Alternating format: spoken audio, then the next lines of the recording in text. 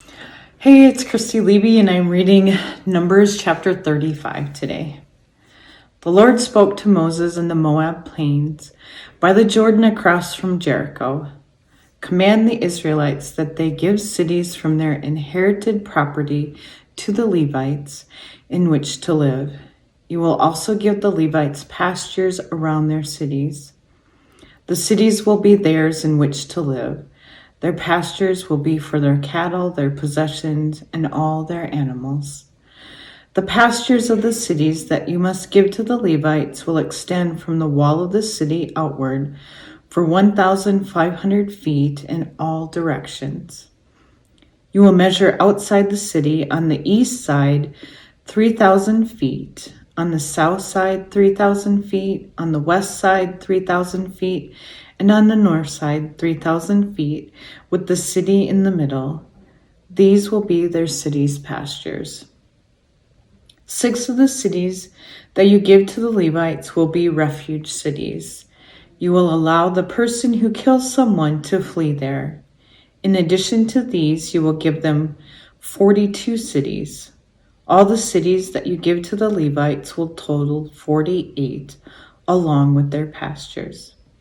As for the cities that you give from the property of the Israelites, you will take more from the larger tribes and less from the smaller. Each in proportion to its inheritance will give cities to the Levites. The Lord spoke to Moses, "Speak to the Israelites and say to them, when you cross the Jordan into the land of Canaan, identify for yourselves cities to be refuge cities, where a person who kills someone by accident may flee. The cities will be for you a place of refuge from the close relative of the dead. The person who killed someone may not be put to death until he stands before the community for judgment. You will establish 6 refuge cities for yourselves. You will establish 3 cities across the Jordan and 3 cities in the land of Canaan. They will be the refuge cities. These 6 cities will be refuge for Israelites, immigrants, and temporary residents, as a place to flee for anyone who kills a person by accident. But if someone strikes a person with an iron object and he dies, he is a murderer.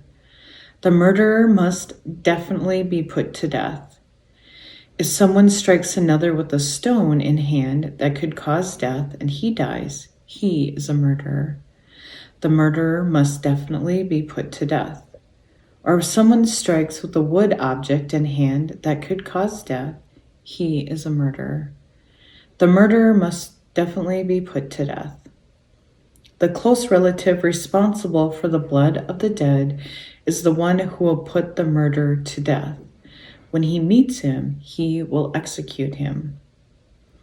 If in hatred someone hits another or throws something at him with premeditation, he will be put to death. Or if in hostility someone strikes another with his hand and he dies, the one who struck is a murderer and he will be put to death. The close relative will put the murderer to death when he meets him. But if suddenly and without hostility someone hits another or throws any object at him without premeditation, or accidentally drops any stone on him that could cause death and he dies, even though they weren't enemies and no evil was intended, then the community must come to a verdict between the killer and the close relative in accordance with these case laws. The community will protect the killer from the hand of the close relative and will return him to the refuge city where he fled. He will live there until the death of the high priest who was anointed with holy oil. But if the killer ever goes outside the boundaries of the refuge city where he fled, and the close relative finds him outside the boundary of his refuge city and kills him, he will not be responsible for his blood.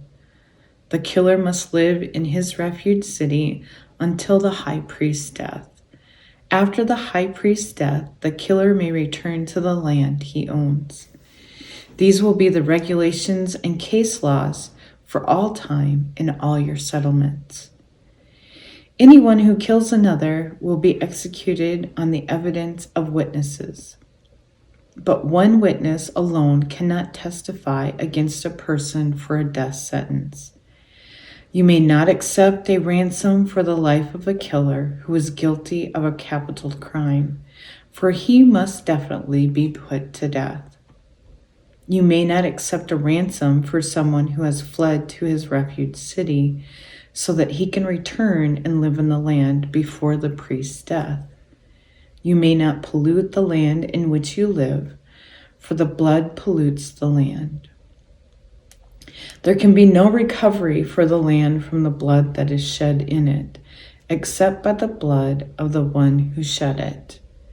You will not make the land in which you live unclean, the land in the middle of which I reside, for I, the Lord, reside among the Israelites.